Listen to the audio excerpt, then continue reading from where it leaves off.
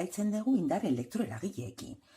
Kasu honetan daukaguna da barra bat, eta ez da bakarrik alde batera mugitzen, baizik eta higidura harmoniko simple bat osatzen du. Honen arabera ekuazioa eman digute. Ezagutzen dugu eremu magnetikoa sartzen dela, urdinez, bai? Eta lehendabiziko gauza litzateke aztertzea nolako fluxua daukagu. Horretarako definitu behar dugu gainazal vektorea. Nik normalean egiten dut horrela, hau da, modu honetan definitzen dut, eta S vektorea aterako litzateke. Orduan, S vektorea niretzat pluska litzateke.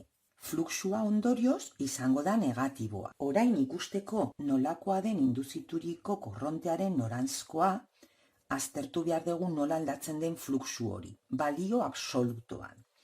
Orduan, abiadura, hau da, barra hau eskuinera mugitzen denean, logikoa denez, fluxuaren balio absolutoa handiagotzen ari da. Begirazazue, hemen olako gurutze gehiago hartzen dituela. Orduan, balio absolutoan handiagotzen ari da. Beste alderaka mugitzean, kontrakoa gertatzen da. Orduan, hemen aneaka mugitzen denean, fluxuaren balio absolutoa txikiagotzen ari da. Jarraituko dugu orain, aldatzeagatik ezkerreko mugimendu honekin. Jakinda, mugimendua beste alderaka denean, justu gauza kontrakoak izango direla. Orduan, ezkerrera mugitzen ari denean, fluxuaren balio absolutoa negatiboa dauda txikiagotzen ari da, gero eta gurutze gutxiago hartzen ditu. Orduan sortuko den korrontearen noranzkoa izango da bere kausari kontra egiteko. Eta txikiagotzen ari den, ez hau da, gero eta nolabait beranzko gezi gutxiago zeharkatzen dutenez, berak egiten duena da sortu olako bat justu hori areagotzeko, galtzen ari dena berreskuratzeko. Eta modu horretan, eremu magnetiko induzitua izango da galtzen ari den bezalakoa. Beraz, minuska eta minuska izateko egin behar du horrela. Bai? Orduan, intentsitatea izango litzateke orlojoaren orratzen alde. Gogoratu ez definitzeko egin degula kontra. Bi hauek ezberdinak izateak esan nahi du indar elektroeragilea negatiboa izango dela. Aztertuko bagenu abiadura honekin, gauza justu alderantziz litzateke. Eta sorturiko korronte elektrikoaren noranzkoa izango litzateke erlojuaren orratzen kontra.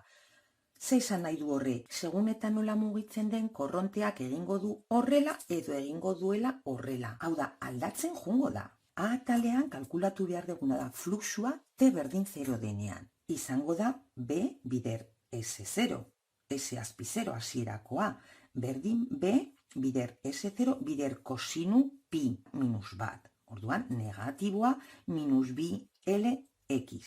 X hau da, posizio hori da, T berdin 0 denean. Eta zenba balio du horrek? Kalkulatzen dugu, adierazpen honetan T berdin 0 sartuta. Eta horrela gelditzen zaigu dela X azpi 0 da metro bat. Ordezkatzen ditugu hemen dazkagun balio guztiak, minus 0,5 bider 2 metro bider bat, berdin minus bat Weber.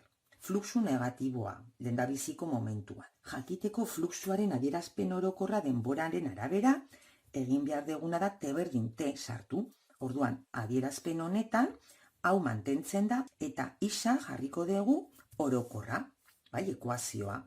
Orduan, horrela izan da, emaitza litzateke minus bat gehi 0,3 sinu 32 bider T Weber. B atalean eskatzen digutena da indar elektroeragilea kalkulatzea eta ustea denboraren funtziopean. Minus diferentzial phi denborarekiko, adierazpen hau deribatu denborarekiko. Hemen kontuz minus honekin mantentzen dela minus 9,6 bider kosinu 32 bider T volt. Eta zein izango da balio maksimoa? Balio maksimoa izango da kosinu 32 bider T minus bat denean, zeren minus honekin plus egiten da. Eta orduan balioa izango da 9,6 volt indar elektroeragile maksimoa. Hau da, lortzen deguna, da indar elektroeragilea pasako da 9,6 voltetatik jungo da txikiagotzen 0 izan arte gero negatiboa eta egingo du hau higidura harmoniko sinplean bezala. Ados? Eta hau da dana, edozein zalantza baldin badaukazue mesedez iruzkinetan utzi eta erantzungo dizuet. Gero arte.